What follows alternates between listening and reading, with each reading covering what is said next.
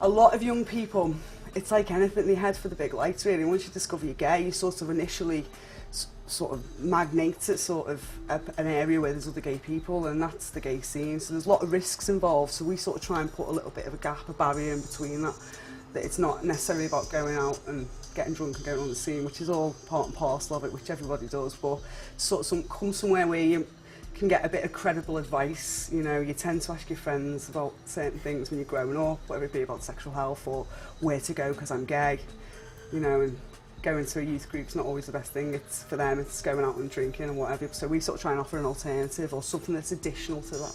Head towards a youth group. Youth group is the best place to go to begin with. It eases you in slowly, and it's not a club scene, because a club scene can be quite a bit, and because you know, and plus it's like full of like sometimes full of old people, and it's like in a youth group it's like an age limit, so you get to meet people your own age group. So the first service I got, it was GYRO, a young advocacy service in town.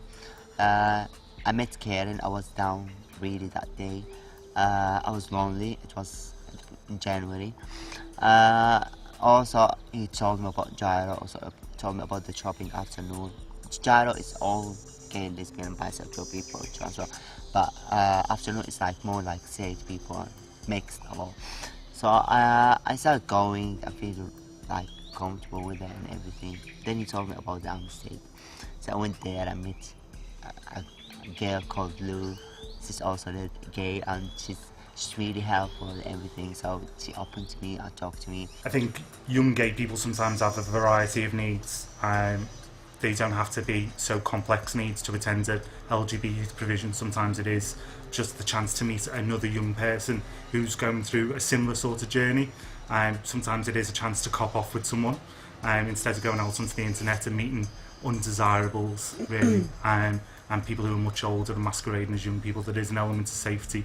And sometimes it just gives young people a bit of confidence to be able to access other services. Sometimes it can be a bit daunting, and being gay isn't the only thing that defines them, so we try to look outside of just the sexuality and provide what young people need. The reason why I come to GYRO is because just to make new friends and that, because I've got like made friends for life here. So I've met some, my best friends here, like Liam, and I know George as well. And I'm like the longest member here, but it's like a good place. The youth workers are nice, and just, I don't know, fun.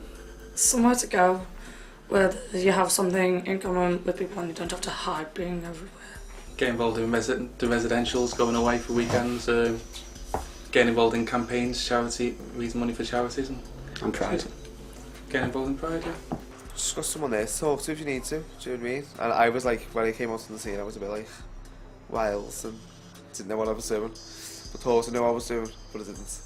So, came here and like, just give you sexual outs, like stuff like to let you know what to look out for and stuff. Young people can self-refer into the youth provisions, and we also have very good relations with most services in all areas really, especially like youth service, like David mentioned, connections, advisors, CABs, GUM clinics, doctor's surgeries, so young people can pick up information. More often than not, people will go on the internet and they'll find our webpage, or they'll get Armistead's phone number and they'll call up, or they'll just show up, young people, with all their mates. She's not gay, but can she come in?